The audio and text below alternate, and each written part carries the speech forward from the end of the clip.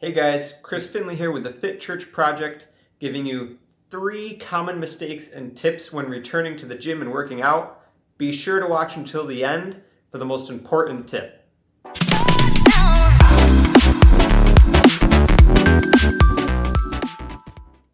So before we get to the mistakes and tips, we have to go over a concept called detraining. Basically, detraining is when we take time off of working out and gym and stressing and stimulating our body, we lose our results. That's why I always tell my clients, results are rented. If you stop paying rent, you lose the results. So some quick figures, we can lose as much as 20 to 60% of our strength and aerobic capacity, so our endurance, our stamina, in as little as 3 to 4 months.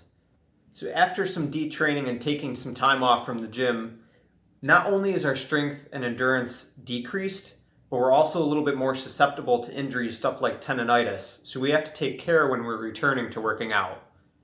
Okay, so now that we've covered detraining, let's get to the tips. Mistake number 1, trying to do too much volume when getting back to the gym. So what do I mean by volume? Volume is basically the total number of repetitions times the amount of weight that we did. So for example, if we bench press 100 pounds for 3 sets of 10, that's 100 pounds times 30 total reps, which is 3,000 pounds. But long story short, we try to come back and we're doing the same set and rep protocol that we were trying to do before. So we come back to the gym trying to do 3 or 4 sets. The quick fix is to basically do half of what you were doing before. So if you were doing 3 to 4 sets of 10, try 2 sets of 10. So the thing with volume is that that's what tends to make our muscles sore. Given enough weight, the volume is actually the dosage, so to speak, that will dictate how much response we get and how much stress it is on our body. So if we don't want to be too sore, try cutting your volume in half. So mistake number 2 that I commonly see is trying to match the same intensity that you did before you took time off of the gym. So what do I mean by intensity? If we're talking going back to our bench press example, the intensity technically would be like our 1 rep max, so the most amount of weight that we can use for 1 rep. So for our purposes, intensity would be the weight on the bar, your mile time, so how fast you're going, stuff like that. That is your intensity. So given the studies that I can link in the description, we know that we lose about 20 to 60% of our performance after that 3 to 4 month layup or some time off. So a quick way to make sure that we're using about the right intensity is to assume that we're maybe 50 to 75% of the weight. So again, in our bench press example, say you were used to doing 100 pounds on the bench press for 3 or 4 sets of 10, maybe use 50 to 75 pounds for 2 sets of 10 or so. Another simple way to make sure that you have the right intensity is to, for example, with strength training, keep a few reps in the tank. So what do I mean by that?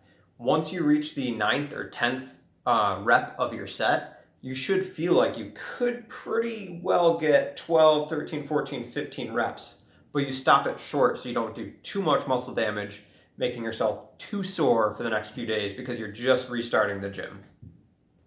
So similarly for aerobic training, say you were doing a 10-minute mile beforehand, maybe now you shoot for like a 12.5 to 15-minute mile. So now that you have your starting point, to progress from there, start with volume first. So do 2 sets of 10 for a week or 2, then go up to 3 sets of 10 for a week or 2 and progress in that manner until you get back to where you were before you took time off from the gym. Once you're back up to the volume that you were used to, you can start to bring the intensity back up little by little in say 5 or 10% increments to get back up to where you were before. So an example would be you start with 75 pounds on the bench press for 2 sets of 10 for a week, then you go to 3 sets of 10 with 75 pounds for another week, then you go to 4 sets of 10 with 75 pounds. From there you can continue 4 sets of 10 and go up from say 75 pounds one week to 80 pounds the next week to 85 until you're back up to that 100. And within a month or 2 you should be back to where you were. And just biggest thing, just listen to your body. So the third and most important tip, a mistake I commonly see, is that when people are coming back to working out, be it from, they were laid up from an injury or, a global pandemic or some reason, we tend to beat ourselves up that we aren't where we were before. So I don't know about you guys, but I find it easy to extend other people grace, but not so much myself. So the third and final most important tip is to give yourself some grace. It's totally normal. Everybody goes through, periods of not working out and periods of returning. Like, stuff happens, life happens. So the best thing that you can do is realize that it's normal to lose some results. It's normal to lose strength. It's normal to lose your aerobic stamina. It's normal to gain some weight again when we haven't been practicing those habits, the eating habits especially. So just give ourselves some grace and start where we can and progress from there. You will get back to where you were and then some, especially if you're coming back with some wisdom and you're progressively increasing what you're doing. So I hope that helps. If you find this information useful, please like and subscribe and share with friends who you think may be helped by this.